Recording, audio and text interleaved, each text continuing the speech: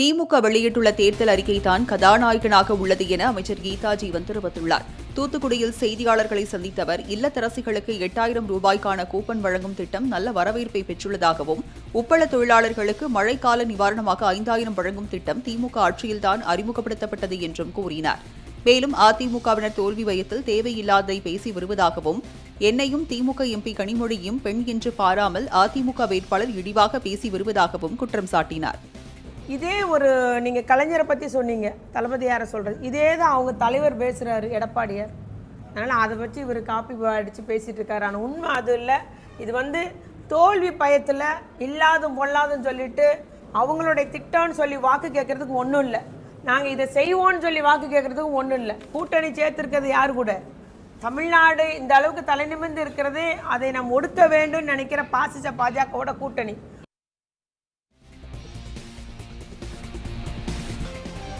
திமுக வெளியிட்டுள்ள தேர்தல் அறிக்கைதான் கதாநாயகனாக உள்ளது என அமைச்சர் கீதா ஜீவன் தெரிவித்துள்ளார்.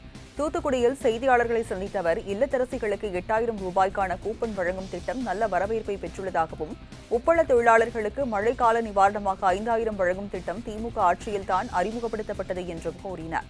மேலும் அதிமுகவினர் தோல்வி பயத்தில் தேவையில்லாததை பேசி வருவதாகவும், என்னையும் திமுக எம்பி கனிமொழியையும் பெண் என்றும் பாராமல் அதிமுக வேட்பாளர் இழிவாக பேசி வருவதாகவும் குற்றம் சாட்டினார். எந்த வேறுபாடின்றி நம்முடைய தொகுதி மக்களுக்காக நான் பணியாற்றினேன் என்பதை நான் உரிமையோடு உங்களிடம் கூறிக்கொள்ள விரும்புகிறேன்.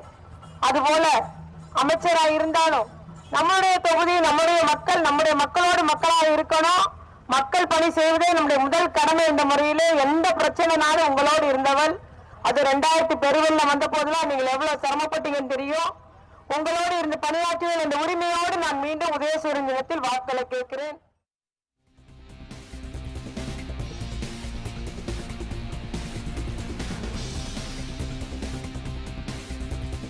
திமுக வெளியிட்டுள்ள தேர்தல் அறிக்கைதான் கதாநாயகனாக உள்ளது என அமைச்சர் கீதா ஜீவன் தெரிவித்துள்ளார். தூத்துக்குடியில் செய்தியாளர்களை சந்தித்த அவர், இல்லத்தரசிகளுக்கு 8000 ரூபாய்க்கான கூப்பன் வழங்கும் திட்டம் நல்ல வரவேற்பை பெற்றுள்ளதாகவும், உப்பள தொழிலாளர்களுக்கு மழைக்கால நிவாரணமாக 5000 வழங்கும் திட்டம் திமுக ஆட்சியில்தான் அறிமுகப்படுத்தப்பட்டது என்றும் கூறினார்.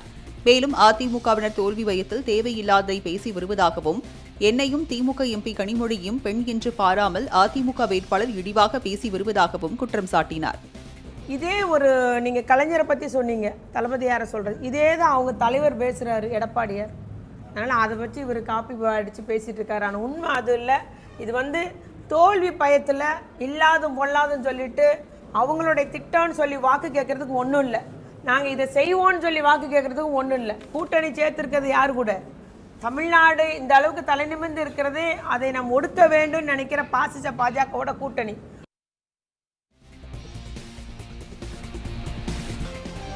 திமுக வெளியிட்டுள்ள தேர்தல் அறிக்கைதான் கதாநாயகனாக உள்ளது என அமைச்சர் கீதா ஜீவன் தெரிவித்துள்ளார்.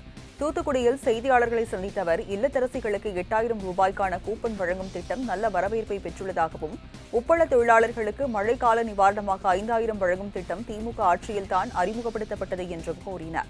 மேலும் அதிமுகவினர் தோல்வி பயத்தில் தேவையில்லாததை பேசி வருவதாகவும், என்னையும் திமுக எம்பி கனிமொழியையும் பெண் என்றும் பாராமல் அதிமுக வேட்பாளர் இழிவாக பேசி வருவதாகவும் குற்றம் சாட்டினார்.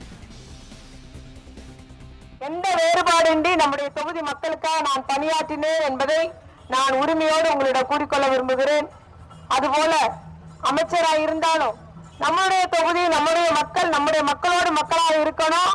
மக்கள் பணி செய்வதே நம்முடைய முதல் கடமை என்ற முறையிலே எந்த பிரச்சனைனாலும் உங்களோடு இருந்தவள். அது 2000 பெருவெள்ளம் வந்த போதெல்லாம் நீங்கள் எவ்வளவு சிரமப்பட்டீங்கன்னு தெரியும். உங்களோடு இருந்து பணியாற்றுவேன் என்ற உரிமையோடு நான் மீண்டும் உதயசூரியன் தினத்தில் வாக்களை கேட்கிறேன்.